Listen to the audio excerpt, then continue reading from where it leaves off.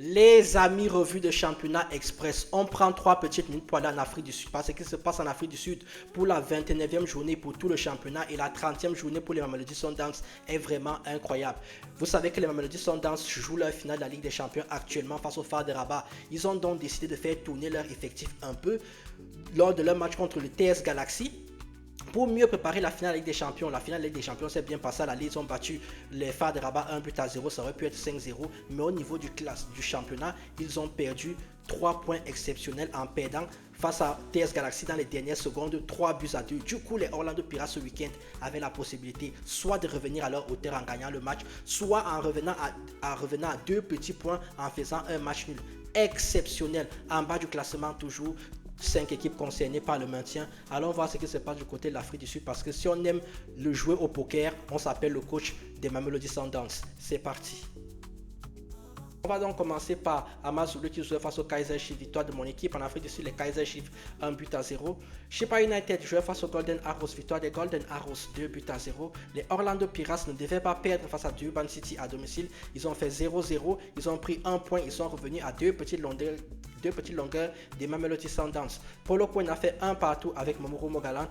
Richard Bay a fait 1 partout avec le tube de l'été Sekou Kouné qui a été leader très longtemps pendant 15 journées avant de craquer. Siwole a battu 1-0 Majesi, ce qui est une mauvaise opération pour Majesi et qui assure le maintien à Siwolele. Stellenbosch a également assuré son maintien en battant Orbit College 2-0, Orbit College toujours dans le dur.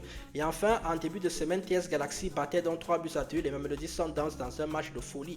Au classement donc, comme je le disais, les Mamelody Sundowns ont déjà joué leurs 30 matchs et ils ont 68 points, ça ne changera plus pour eux.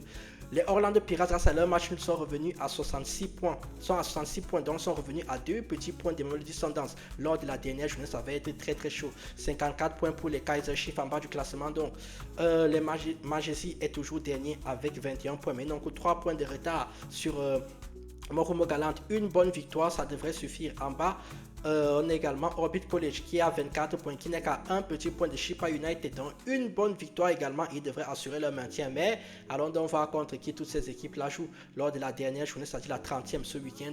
On aura donc Durban City face à Amazulu, Golden Arrows face à TS Galaxy, Kaizer Chiefs face à Sheba United, Majesi face à Richard Bay, Moromo Galant face à Stellenbosch, Orbit College face à Orlando Pirates. Je vais le faire très simple. Orbit College gagne, ils se maintiennent.